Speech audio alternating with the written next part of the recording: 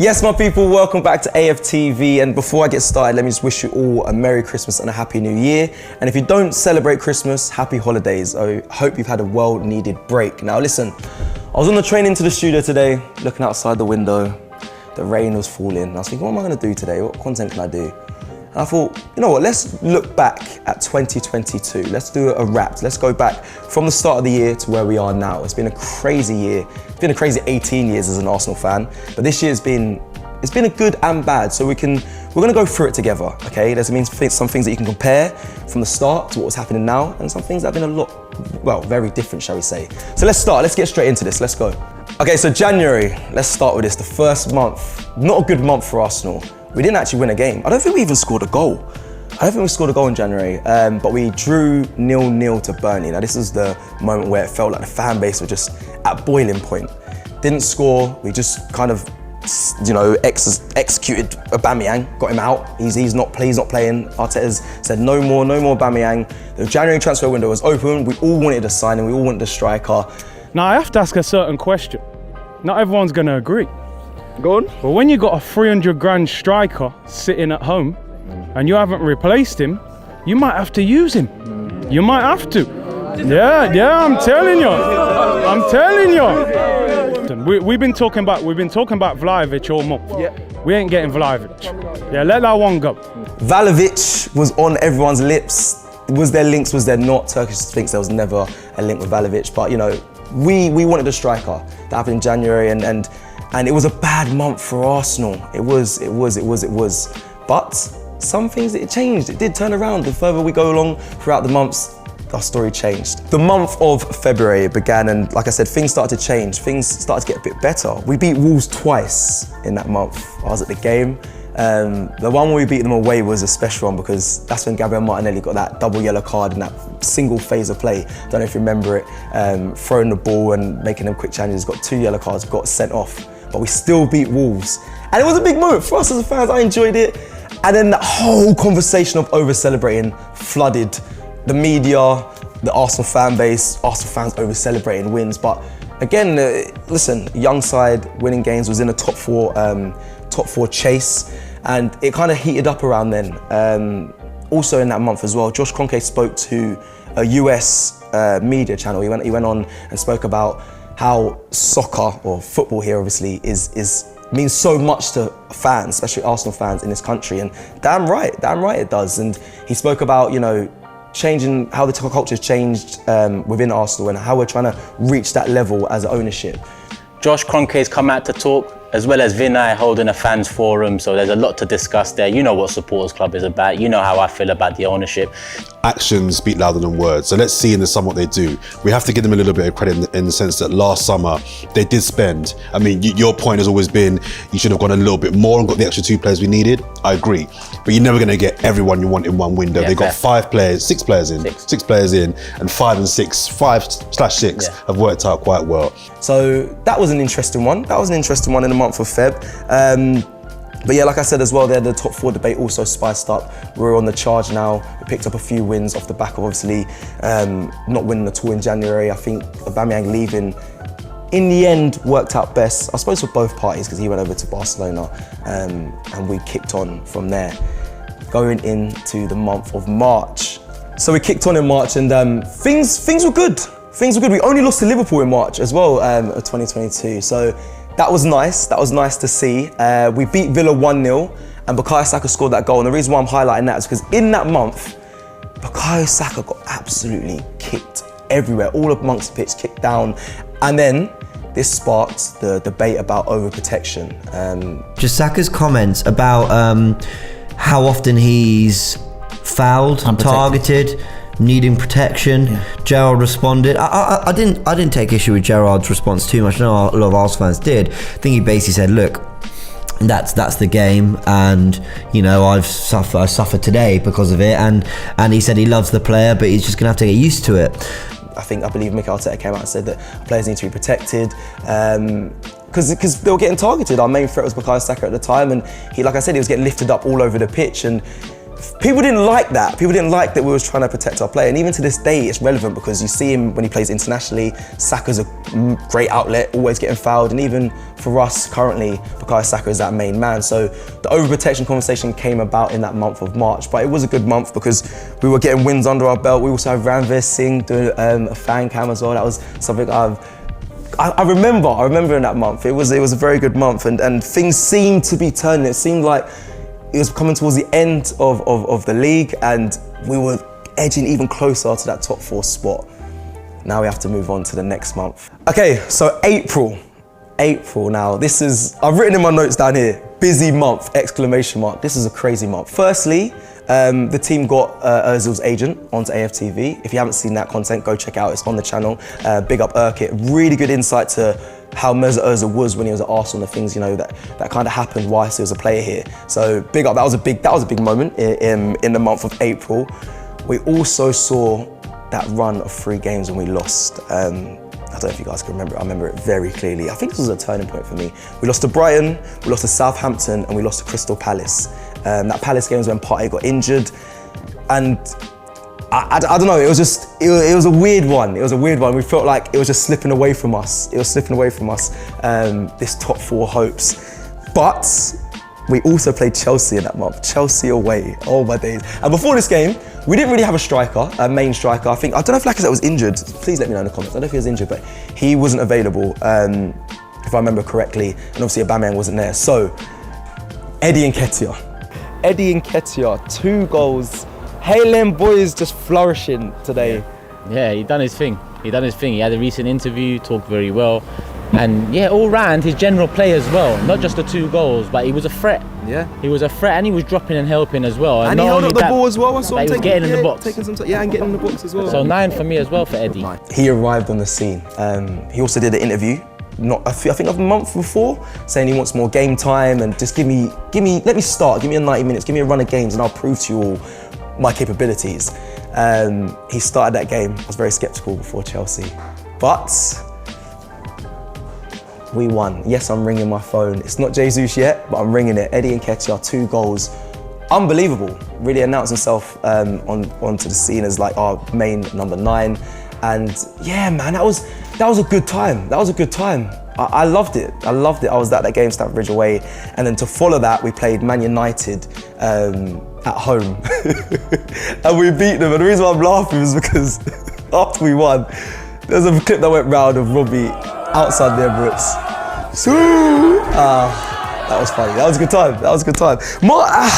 Was it April? Sorry, April was it was a month of up and downs, but it ended well, and the hopes of top 4 were still on, which is what matters. Going into the next month now. So the month of May was here. The team of boys, I think it's Kelechi, Ty, Robbie, and a few of the camera people flew to Nigeria. Again, if you haven't seen that content, go check it out. Amazing content.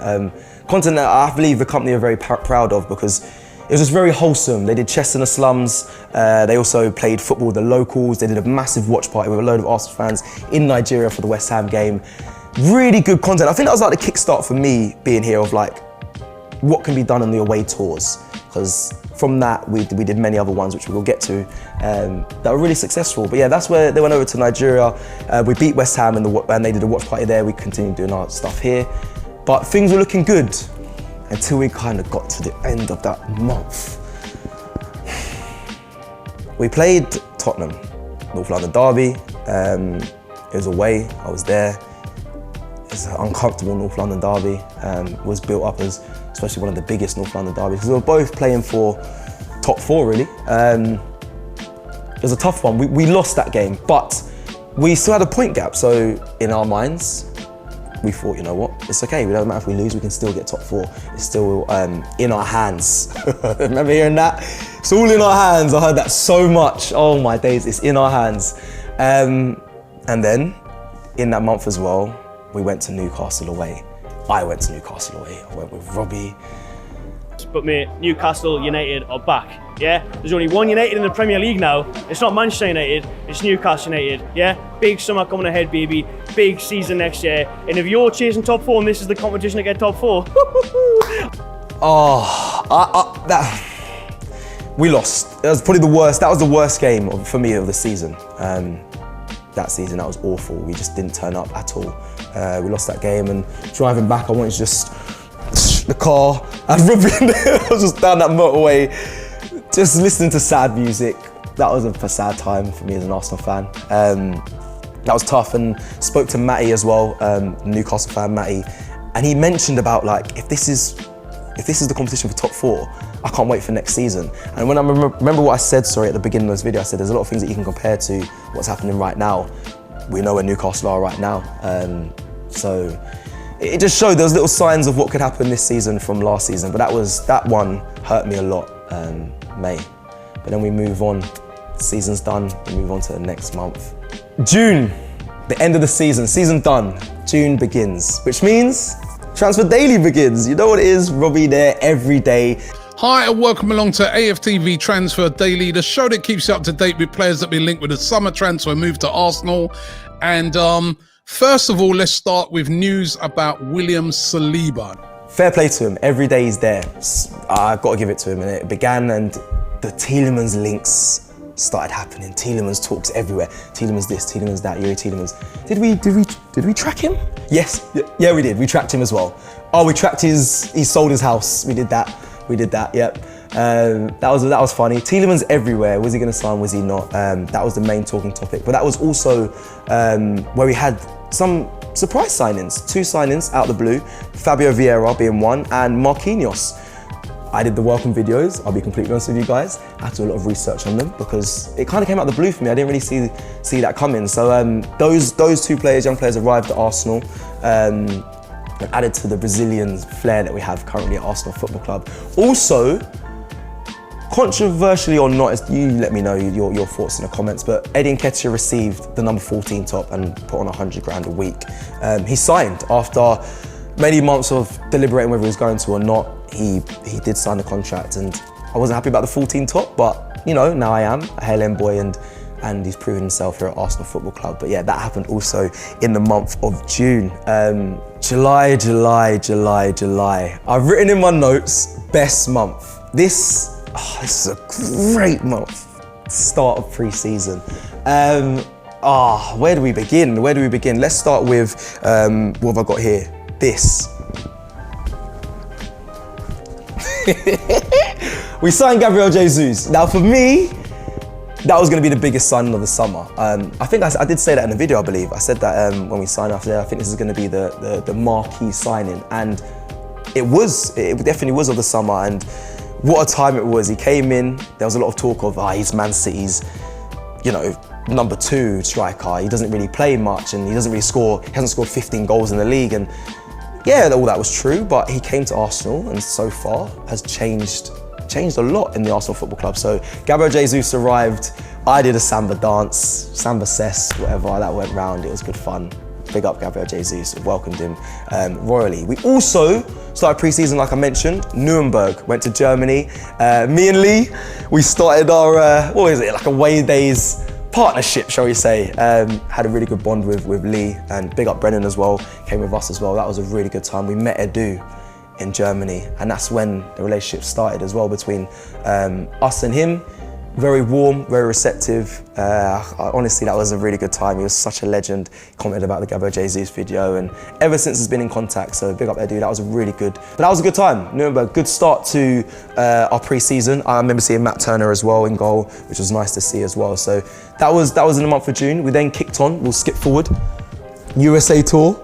If you know, you know. Just before then, obviously, we played Everton in Baltimore, but we'll just skip forward on that. We beat them, by the way, 2-0. Yeah, USA tour. I mean, I could give you a load of memories. Great time here. 1 for us and 2 Arsenal as well in the USA tour. Done really well, won all their games, won the Florida Cup, beating the likes of Orlando City. They beat Chelsea as well. We smacked Chelsea 4-0. And how can people tell me pre-season doesn't matter? I remember when I was first in, I always say, take pre-season seriously. It's like an indication of how our season will start, and people were like, nah, it's only pre-season. But it was that. We were sensational on that tour and in pre-season in general. That will stick with me forever though, that time away with the team. The Kit Kat, you stole my Kit Kat, James in the frozen room, us doing stupid American accents, Chick-fil-A. Oh, it was a good time. It was a good time. It was a good time.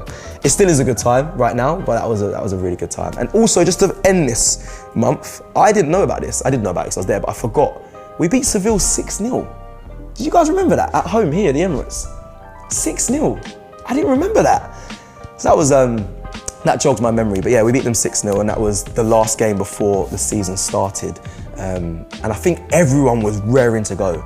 I was buzzing for the season to start because we had such a good pre-season.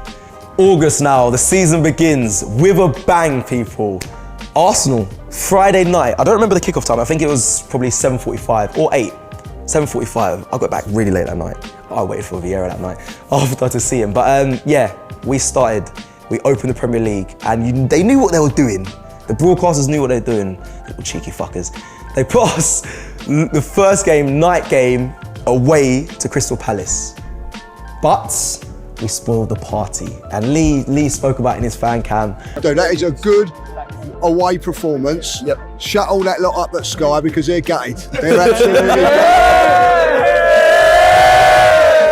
Gary Neville's and Gary Neville and Carragher are ripping up their bits of paper now. We better give Arsenal a bit of praise. Like, you know what I mean? We spoiled the party. We won 2-0. Sensational stuff, by the way. Sensational stuff. In that month, people, we went unbeaten as well. Just so you know that. We didn't lose a game in the month in the league of the start of the Premier League. We didn't lose a game. So that was a good achievement. That was a massive achievement. Completely different to the start of the season before, where we didn't win in the first 3 games. We didn't score a goal. So yeah, that month, the opening month was incredible. And you started to hear the chants as well of the new players. Saliba, you know what I mean? That was ringing out, and also Zinchenko. Oh, it was just a really good time, and it has continued since, but it was a really good time to start the season. I really did enjoy that time. But the next month, following on from this month, we go and move on to September. Okay, so September was a month where we saw our first defeat in the league against bloody United. Do you know what? I'm not too angry at it because we deserved to win that game. What happened, there was a little incident where we got a goal disallowed because of a foul in the midfield. We should have won that. That one really frustrated me, that game. United fans screaming their back and all that rubbish, but yeah, that was the only defeat in that month. Was a painful one. We came here, we absolutely dominated them. We just got to tighten up a few things. And this team, I still think this season can be confident of trying to get top 4. But it was okay, it was fine. The Europa League started as well. We beat, I think it was Zurich, FC Zurich. I think our first game was away to them. I think it was 2-1. So we started the Europa League, started with a win as well. And we beat Brentford. A little kick in the park with the lads. Yes, Ivan Toney. That all sparked up again from obviously when he did that tweet after they beat us in the opening day of the season. We got our revenge and beat them. We also set a record by having the youngest player debut, Ethan Nwaneri. 15 years old, really good time. He's got school in the morning, we were singing after beating Brentford 3-0. How things have changed. But we move forward to the next month. We're getting closer now to December. October arrives, okay? This was the month that I think made a lot of the fan base believe, me definitely, start to believe that Arsenal can really do something this season. This was a big month because before it, the month of Halloween, I made a joke saying it's a scary month that we have upon us because we had to play Liverpool and Tottenham. And it looked like the month of hell because of the trauma of Arsenal in previous seasons, having such a good start. We just thought, when's this going to end? And we thought October would be it. But no, October was sensational. We beat Spurs in North London derby. Emirates was rocking. It was just amazing. It was amazing. And then we beat Liverpool. I think it was 3-2, beat Liverpool. And that was a close game. It was at home.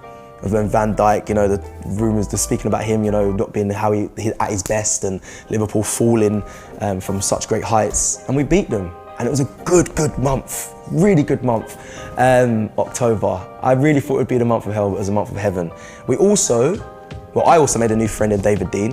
Big up David Dean, and I brought him here to AFTV, and he sat and spoke with Robbie. Here's a story I can tell you. So he stood up. I don't know whether you can. I'm going to stand up here. So he said, we'd be in the tunnel, and just before we're going out, Patrick Vieira would turn round to Jens Lehmann and give him a nod. Jens would turn round to Laurent, give him a nod. It would go to Sol, who would give him a nod. It would go to Thierry and to Dennis and to Freddie. It would go, and the nod would be almost choreographed going down the line of the players. And the nod was, we're going to do it today. Go check out the content. The interview with David Dean is amazing. The gems in it, the stories, just how wholesome it really was. It was really a really good piece of content, and big up AFTV and everyone here, because I really take pride in, one, having him here, and then the content that we produced on that day. And that was in the month of October. Okay, so this month was cut short, obviously due to the World Cup, something we've never seen. It began on November I think the 20th, so we had half of November, or 3/4, whatever you want to go with, of club football, right?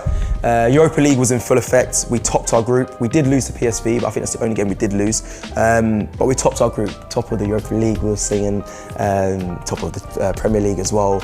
At the time as well, I believe at the start of November, we was top of the under-21s league, and the women were top of their league. So Arsenal was just, it was a great place. If you're an Arsenal fan, it was a great place to be and indulge in. And for me, I was really indulging in it. I really was, as a fan. Are we actually in a position where we can look at Arsenal and actually see a team that could be lifting the Premier League title at the end of the season? I think it's only right to start with the... Sorry, I just slipped. What, can Arsenal win the league? Is that that's the question, KJ. Listen, my thing to that is... It was lovely in the month of November. Some highlights, very simply, we played Wolves. That was the final game before we went into the World Cup break. We beat them, we sent them bottom, and we maintained being top of the league. Really, really, really, really, really good game that was. I enjoyed that, and we saw ourselves out as top of the Premier League all the way until Christmas, and that's how November ended. December arrives, here we are, we're still in it. A few days from time recording of December being over, and we go into 2023. A lot happened in December. Obviously, the World Cup was happening, but Arsenal took some time away to play some. They played in a Super Cup, a Dubai Super Cup. We won that, by the way. I'm not going to be too excited because obviously it means nothing, but we won a lot of games whilst the World Cup was on, which was positive. I was away traveling. Robbie was in Qatar doing loads of content as well for DR. Check that out as well if you haven't seen it. As well as doing shows for AFTV while this is out there as well, so check out all that content as well. But I went out and bumped into some familiar faces, as you may have seen. My guy SK and JK, Stan Cronks and Josh Cronks, and hold tight.